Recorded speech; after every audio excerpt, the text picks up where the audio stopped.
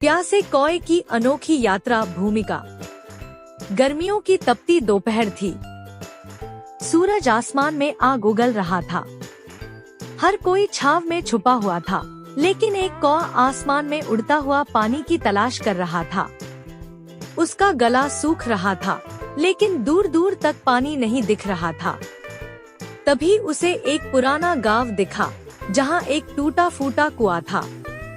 यह वही पारंपरिक कहानी लग रही थी, लेकिन इस बार कुछ अलग था।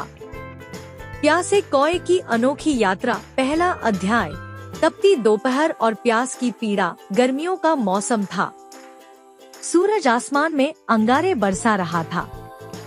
हवा इतनी गर्म थी कि पेड़ों के पत्ते भी झुलसने लगे थे। चारों ओर सन्नाटा पसरा था, जैसे पूरा जंगल इस भीषण गर्मी से बचने के लिए छुप गया हो। इसी जंगल में एक चतुर और जिज्ञासु कौआ उड़ रहा था। उसका नाम कालू था। वह बहुत प्यासा था और पानी की तलाश में इधर उधर भटक रहा था। उसके गले में कांटे पड़ने लगे थे, लेकिन दूर दूर तक पानी का नामो निशान नहीं था। अगर जल्दी ही पानी न मिला तो मैं बेहोश हो जाऊंगा, कालू ने खुद से कहा। वह उड़ता गया, लेकिन पानी का कोई स्रोत नहीं मिला। तभी उसे दूर एक पुराना गांव नजर आया। उसे उम्मीद जगी कि शायद वहां पानी मिल सकता है। बिना देर किए वह गांव की ओर उड़ चला। गांव में घुसते ही कालू ने देखा कि सारे घर पुराने और वीरान थे। ऐसा लग रहा था कि वहां कोई नहीं रहता। उसने चारों ओर नजर दौड़ाई और अचानक उसकी नजर एक पुराने कुएं पर पड़ी।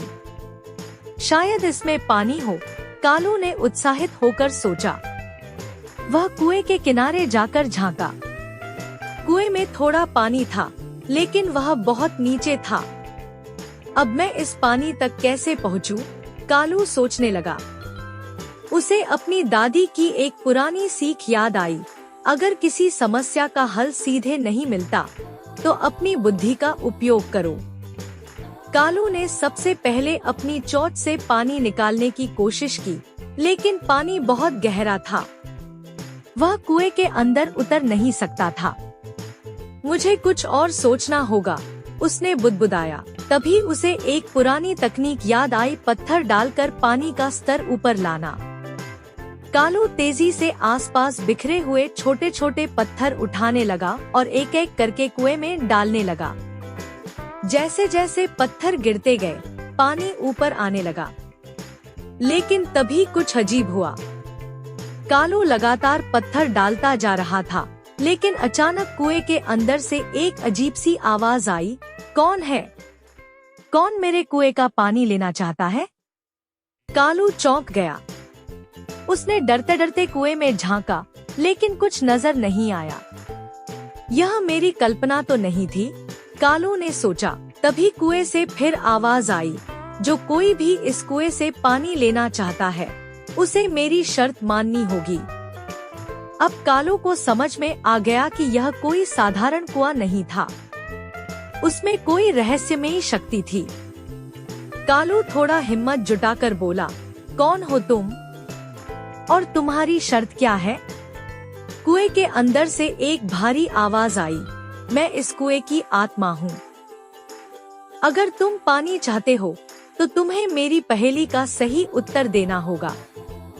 अगर सही उत्तर दिया, तो पानी तुम्हारे पास आ जाएगा। लेकिन अगर गलत उत्तर दिया, तो तुम हमेशा के लिए यहाँ फंस जाओगे। कालू को पहेलियाँ पसंद थी। उसने आत्मविश्वास से कहा, पूछो अपनी पहेली। मैं न चल सकता हूँ, न दौड़ सकता हूँ, फिर भी मैं दुनिया भर में फैलता हूँ। मुझे देख नहीं सकते, लेकिन महसूस कर सकते हो। बताओ मैं कौन हूँ? कालू ने ध्यान से सोचा। फिर उसके चेहरे पर मुस्कान आ गई। यह तो आसान है, कालू ने कहा। उत्तर है हवा। कुएं की आत्मा हंस पड़ी। तुम बहुत चतुर हो, कौए। पानी अब तुम्हारा हुआ।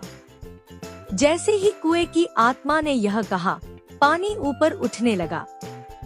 कालू खुशी से झूम उठा। लेकिन तभी गांव के पुराने खंडहरों से कुछ हलचल हुई। वहां छिपे एक गिरगिट और एक लोमड़ी यह सब देख रहे थे। अगर यह कौआ इतना चालाक है तो हमें इसे रोकना होगा, लोमड़ी ने कहा। गिरगिट ने हंसते हुए कहा, ठीक है, अब यह देखो। कालू को अपनी सबसे बड़ी परीक्षा का सामना करना था। 7वां अध्याय, छल की चाल। लोमड़ी ने गिरगिट से कहा, हमें इस कौए को बेवकूफ बनाना होगा, नहीं तो यह सारा पानी ले जाएगा। गिरगिट ने अपनी लंबी जुबान निकाली और हंसते हुए कहा, कोई चिंता नहीं, मैं इसे ऐसी चाल में फंसाऊंगा कि यह खुद ही हार मान लेगा। गिरगिट धीरे धीरे रेंगता हुआ कुएं के पास पहुंचा और बोला, अरे कौए भैया, तुम इतने समझदार हो, लेकिन क्या तुम यह जानते हो कि यह कुआं शापित है? कालू ने हैरानी से पूछा, शापित? कैसे? गिरगिट ने एक लंबी सांस ली और बोला, जिस किसी ने भी इस कुएं का पानी पिया वह पत्थर का बन गया। अगर तुम्हें अपनी जान प्यारी है तो जल्दी से यहाँ से भाग जाओ। कालू सोच में पड़ गया। क्या सच में कुएं का पानी शापित था? कालू को गिरगिट पर भरोसा नहीं था, लेकिन उसे पक्का यकीन करना था। तभी उसे एक विचार आया, अगर पानी शापित है तो क्यों न पहले इसे किसी और पर आजमाया जाए। उसने नीचे देखा तो एक नन्ही चींटी कुएं के पास चल रही थी। कालू ने अपनी चोंच में थोड़ा पानी लिया और उसे चींटी के पास टपका दिया। चींटी ने पानी पिया और खुशी से उछलने लगी। वाह, यह तो सबसे मीठा पानी है, चींटी बोली। अब कालू समझ गया कि गिरगिट झूठ बोल रहा था। उसने तेजी से गिरगिट की ओर देखा और बोला, तुम मुझे बेवकूफ नहीं बना सकते। गिरगिट घबरा गया और तेजी से भाग गया। गिरगिट की चाल नाकाम होते ही लोमड़ी ने खुद मोर्चा संभाल लिया। वह चालाकी से बोली, अरे कौए भाई, तुम सच में बहुत होशियार हो, लेकिन क्या तुम जानते हो कि इस कुएं के पानी को पीने के लिए एक और परीक्षा बची है? कालू चौकन्ना हो गया। कैसी परीक्षा? लोमड़ी मुस्कुराई और बोली, अगर तुम इस पानी को पीना चाहते हो तो तुम्हें मेरे एक सवाल का जवाब देना होगा। अगर तुम जवाब नहीं दे सके तो तुम्हें पानी छोड़कर जाना होगा। कालू ने आत्मविश्वास से कहा, पूछो अपना सवाल। लोमड़ी ने अपनी आंखें घुमाईं और पूछा, एक पेड़ पर 5 चिड़िया बैठी थी। एक शिकारी ने एक चिड़िया को मार दिया। अब बताओ, पेड़ पर कितनी चिड़िया बची? कालू मुस्कुराया, यह तो बहुत आसान था। उत्तर है, कोई भी नहीं, क्योंकि एक चिड़िया के मारे जाने के बाद बाकी सभी डरकर उड़ गई होंगी। लोमड़ी दंग रह गई। उसकी चाल भी नाकाम हो गई थी। जीत और सीख। अब कालू को कोई रोक नहीं सकता था। उसने कुएं के पानी से अपनी प्यास बुझाई और संतोष से आकाश की ओर देखा। इस दुनिया में बुद्धि और हिम्मत से हर समस्या का हल किया जा सकता है। कालू ने गांव से उड़ान भरी और अपने जंगल की ओर लौट गया। उसने जंगल के बाकी जानवरों को यह कहानी सुनाई, जिससे सबने एक महत्वपूर्ण सबक सीखा।